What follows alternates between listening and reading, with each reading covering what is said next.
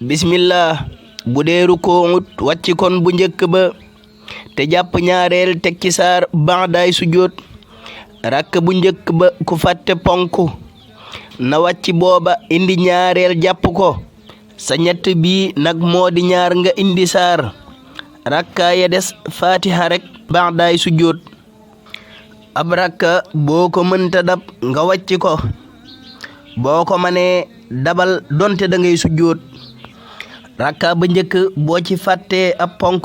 dem ba ñaareel nga fàttaliku ko kon da ngay wàcc rakka bu njëkk ba te jàppe ñaareel bi muy benn bu dee ci ñetteel nga ko fàttalikoo ba tey wàccal bu njëkk ba te jàpp ñetteel bi muy ñaar ñetteel doo wërta amu saar waaye comme da nga fàttaliku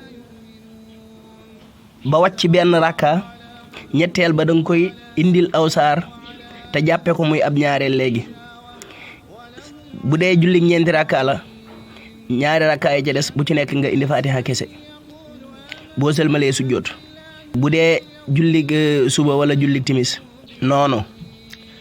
rakka boo wàcce rek nanga ko waroon a indee nga koy fayee comme da ngaa dolli nag ku dolli moom day sëlmal ba noppi doog a sujjóot